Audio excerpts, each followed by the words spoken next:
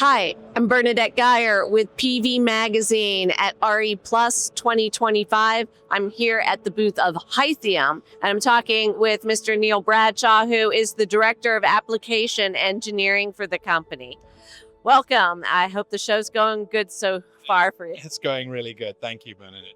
Great. Now, what is new at HiTHIUM's booth at RE Plus this year? At our booth this year, we've got a 6.25 megawatt hour energy container that you can see behind me here.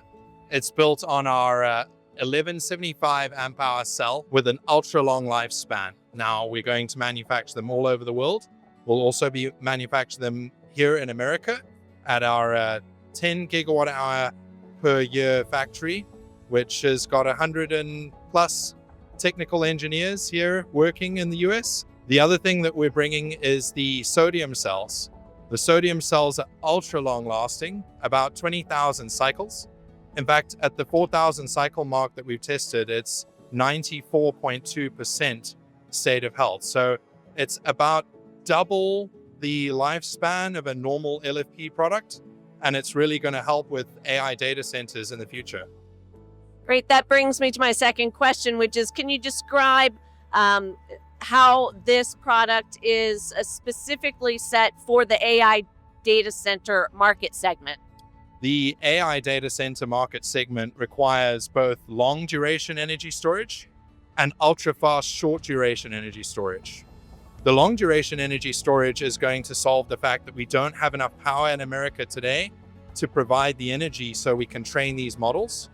And the short duration storage is going to cover all of the spiky loads that are preventing utilities from providing or allowing people to connect to the grid, as well as generators from failing. Say, if you've got an AI data center and it's running on a gas turbine, it'll probably get microfractures in the blades. That's something you don't want. With the 2.28 megawatt hour sodium battery that we've now launched, you'll be able to cut out that, make it a very smooth load so that you can either run off a genset or connect to the grid.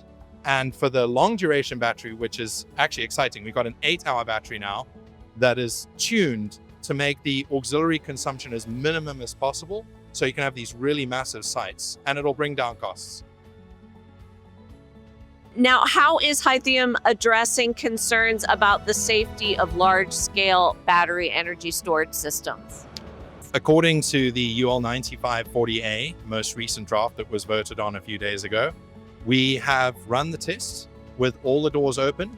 This is actually quite difficult to do because if you run the test with all the doors open, the heat can get to about 1300 degrees C, which is what we saw in the test.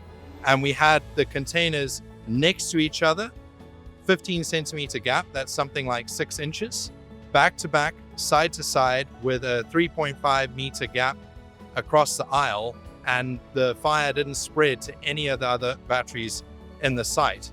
The other thing was we did it at a UL lab. We took an American to the lab and set up all of the tests, as well as had it live streamed to our clients. It was quite a risk actually to live stream something like this. If it had gone wrong, it would have gone so very wrong, but it went so very, very right. And clients and FPEs around the world managed to watch the test live. I enjoyed it for all 16 hours of it. That's great. Well, thank you so much for your time today, Neil, and enjoy the rest of the show.